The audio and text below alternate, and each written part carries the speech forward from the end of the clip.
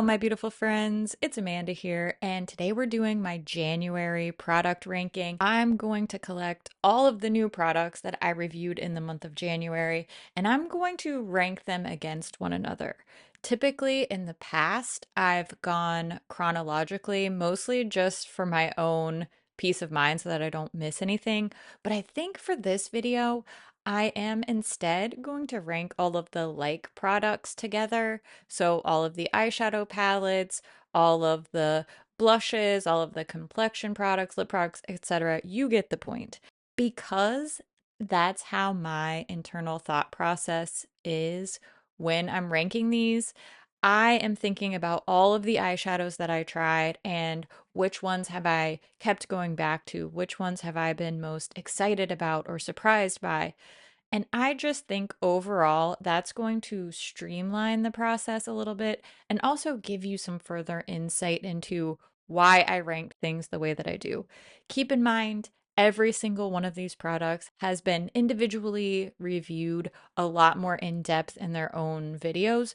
And I'm going to link all of those videos down in the description box if you want more info, if you want to see swatches, tutorials, things of that nature. Make sure you check the description box because I have all of those videos there with tons more info for you. This month, I actually reviewed two brush collections, so let's start there. We have the Complexion Core Trio from BK Beauty and the Kill Tools brush set that was part of the Lethal Cosmetics and Dexter collaboration. I've really enjoyed both of these brush sets. In fact, this Dexter brush set is actually my favorite piece from the entire Lethal collection. I'm continually impressed with the quality of brushes that I've gotten from Lethal Cosmetics, and I think that this set is interesting. It's really useful for anyone, no matter what your makeup style is, and I think that overall it's a good value for the money. However, in comparison to this BK Beauty brush set, I think that I've used it slightly less often. So I do enjoy both of these brush sets, but I think that the BK Beauty Complexion Core Trio edges out the Kill Tool set just by virtue of the fact that I have used these brushes more often. I've had great experience with both of these brands, and I genuinely do recommend their brushes. Happy with both of these for sure. Next up, let's discuss these complexion base type products. A couple of new releases from the ColourPop Pretty Fresh line. There's the Set It Up primer and the Lock It In setting spray. For my skin type, which is dry, I didn't get along well with the primer. The setting spray was fine for me, but the primer just wasn't the best texture for me.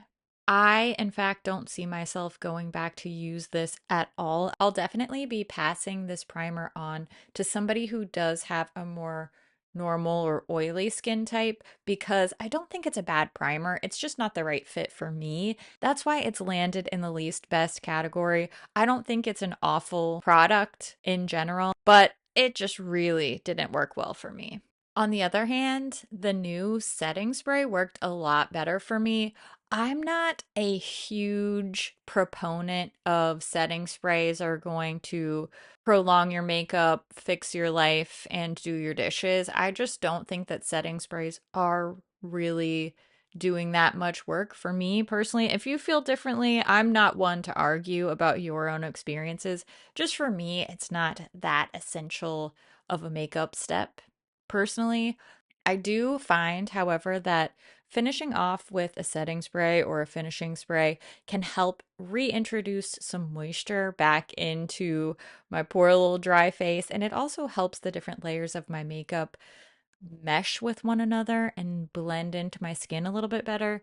So I can see myself continuing to use and use up the setting spray, unlike the primer, which I don't see myself ever using ever again. This is the Ube Birthday Cake Easy Bake Powder from the new Huda collection. I don't have any major gripes with this powder. It definitely didn't look terrible on me, but again, a loose setting powder and specifically the baking technique are not things that are essential to my day-to-day makeup routine and not something that I tend to gravitate towards. I'm much more likely to use this dusted over as a setting powder or a finishing powder versus a baking powder. But for setting, it worked nicely, and I think that this particular pinky color does work well for my personal skin tone. So it's not an obsession, but it's also not bad. Next up, we have some cheek colors. I have two liquid blushes and two liquid highlighters. This was a great casually sweaty cheek type of month for me, apparently. And I already can tell you I have some instantly strong reactions to a couple of these products. Probably predictably so if you already watched any of these reviews.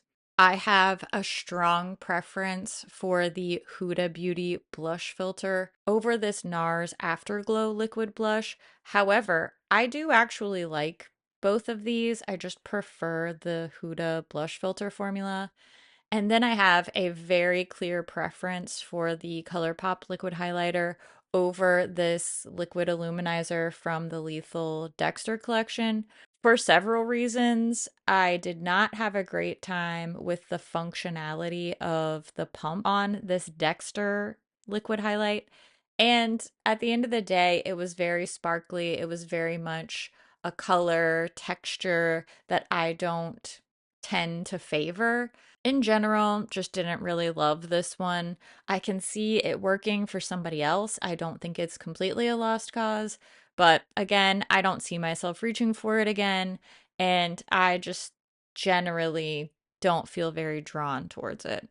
On the other hand, way up here at the top is this ColourPop liquid highlighter is an entirely different story. I enjoyed all three shades. I like the packaging. I've worn all three shades pretty consistently throughout the month and still have no complaints. So, this isn't my all-time favorite cheek product of the month. That title definitely goes to the Huda blush filter, even though this Ube cream shade isn't my exact perfect color. This blush, this formula made me like the color. It made me want to use this again. And actually, this Ube Cream liquid blush paired with the pinky shade of this ColourPop highlighter, it's called Pink Pony, is such a gorgeous combo. These are the casually sweaty cheek champions of January. I think that this NARS liquid blush sort of suffered by comparison with these other two products that I was really, really happy with. If I had reviewed this NARS blush some other time of the year, it may have moved up a half step to be on the borderline of that love, adore, obsessed, impressed tier. But I am in like with you is a great position to be in my opinion. We also have 4 lip products that I reviewed this month, 2 of which are lip oils in the Dexter collection and in the NARS Afterglow collection. Also in the Lethal Dexter collection were some lip stains, which I enjoyed more so than the lip oils. And of course, the final Huda Ube collection product is one of the faux filler glosses. I'm gonna give the faux filler gloss just meh status. I didn't love the color on me, and overall, I was just hoping that these Ube products would be more purpley when they ended up being more pinky. So I was a little bit bummed out by the color here. I do like the formula of these glosses. I just didn't love this color for me. My most used ended up being this NARS Afterglow Lip Oil. I have the shade Far Away and it is a perfect neutral for me. It became my purse lip color, which if you are somebody who carries a purse, you know that is a very high honor. So that was my favorite lip product of the month. When it comes down to the Dexter collection, I much preferred the lip stain over the lip oil. These lip oils just didn't really do much for me by way of hydration or tint. So I found those to be very just meh, borderline least best. Meanwhile, I'm going to put the lip stains up in the I am in like with you category. They are the stains last a long time. The colors are very flattering, and I can see myself getting year-round use from them. Plus, I think the little evidence containers are cool. I really liked the styling of this collection. Speaking of collections, I did not break up the ColourPop New Moon collection amongst these different categories because I love this collection so much. It was my overall favorite full collection release of the month. And I can see these products being contenders for favorites throughout the year. I know it's way too early. It's way too early to actually say that, but I really, really love these products, particularly the eyeshadow products. But I just think this is so well done in general. I think it's interesting, exciting. I know I'm coming from the place of somebody who is a fan of the Twilight movies, but I know for my ranking, this whole collection just needs to be top tier for me. That brings us to the very last category, eyeshadow palettes. This was a great month for eyeshadow palettes, in my opinion. None of these were a flop for me. I definitely have some that I am more drawn to than others, especially in the context of such a competitive month for great eyeshadow palettes. I have actually enjoyed using all of these palettes. Surprisingly, at least to myself, and probably to you if you watch a lot of my videos, the Après Ski palette from Nomad is my favorite palette of the month, aside from the New Moon. But we're just gonna ignore the comparison here because it's not really fair. I'm not usually a pastel lover. I'm not usually a pink and green and very white based light color type of person in general. That's just not usually the style that I'm drawn to. And typically, I don't even think it really looks that good on me.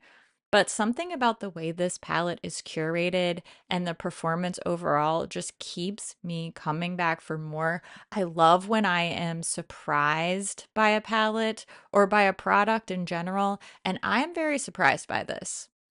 But I love Nomad, so maybe I shouldn't be surprised. Firmly in the I am in like with you category, we have the Galactic Visitor and Monk palettes. These are both beautiful performing, bright, vibrant, really fun eyeshadow palettes. Much like the NARS liquid blush, these two palettes happen to be reviewed in really, really good company. I hope that this high level of competition in my rankings continues because that means that we are getting lots of really, really great, high quality, interesting, fun products. And this, if this doesn't prove that, I don't know what does. And lastly, perhaps anticlimactically, we have the Afterglow Tempting palette from NARS. This is just meh for me.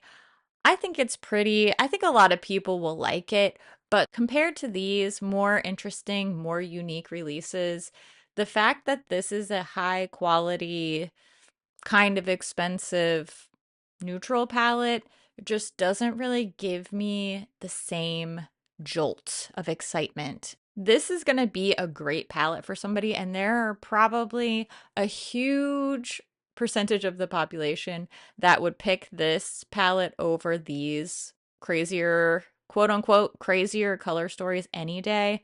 Again, I am not going to dispute that. If this is more your wheelhouse and you never see yourself wearing orange and blue and pastels and crazy shimmers, and I get it. I do understand that. For me, though, this just doesn't really, it just doesn't get me going. It's just meh for me. I wouldn't throw it in the trash. I'm not gonna immediately rid myself of it like I will with these least best products, but it just can't hold a candle to these other palettes that I ranked higher.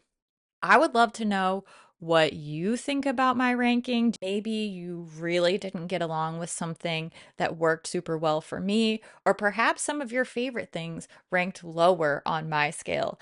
I always love to hear what you think about things too, so make sure you leave all your thoughts down in the comments below. Don't forget to check out the related review videos if you want any more information. And as always, I just appreciate you taking the time to watch. I love your face, and I will see you real soon in my next video. Bye!